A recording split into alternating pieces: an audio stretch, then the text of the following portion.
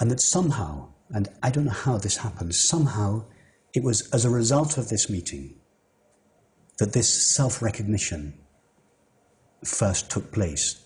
Now, it's very common, and indeed I, at the time, attributed this self-recognition to the encounter with the teacher, with the person of the teacher. And in some ways that's a true interpretation, but it's only one, it's the top layer of the interpretation. What I've realized later on is that the presence of the teacher, the consciousness of the teacher is truly the same as one's own consciousness. So although consciousness projects the other outside of itself in the form of a person as a teacher, as the relationship developed, consciousness withdraws that projection, and it realizes that when you meet the true teacher, really it's presence meeting itself, it's consciousness recognizing itself in the so-called other.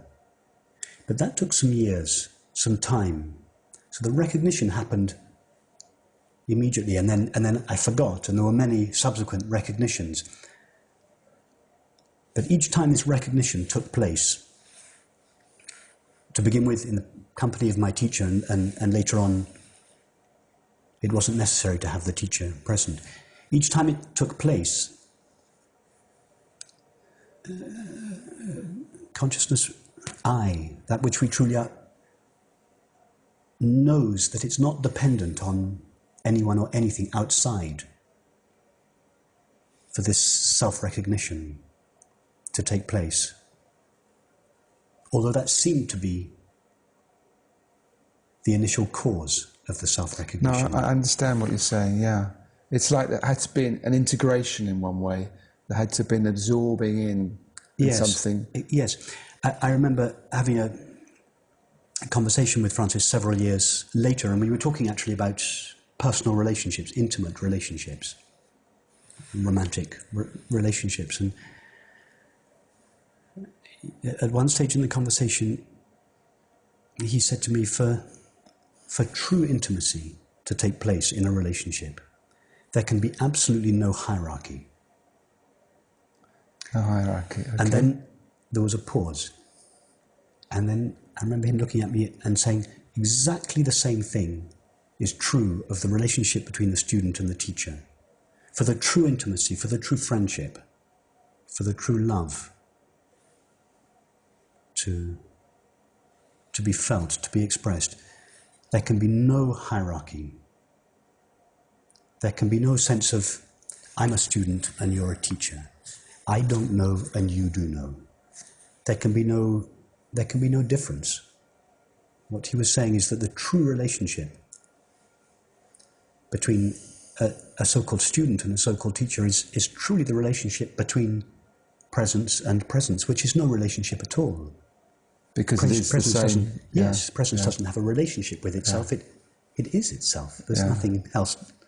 There's nothing to have a relationship with, although it appears to begin with. And that's exactly the same of a relationship like this, or a love relationship, any relationship. And that is the true content of what he was saying in this conversation, is that the true content of an intimate relationship, not between a student and a teacher, but between lovers or between friends, is the sharing of this presence. That's what the experience of love is, the recognition that we are one. No, I understand.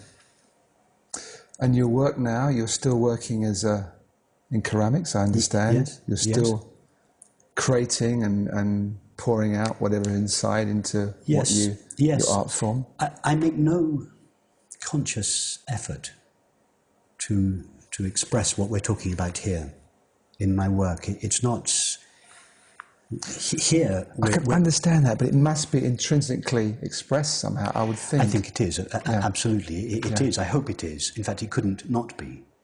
But it's not something I'm trying to do. It's not something that goes through the intellect in the way that when we use words, we're using our intellect, we're using abstract conceptual ideas to try and express something which is not abstract and not conceptual.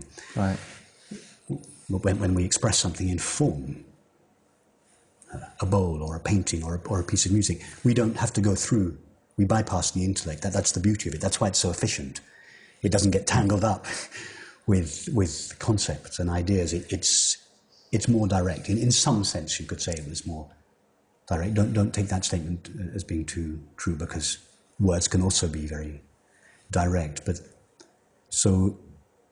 I say that because I'm not trying, or let alone working out how to express what we're talking about here through form. Not at all. I'm just making. So we're going to stop there for now, Rupert, because we have a part 2, which will be more an experiential program.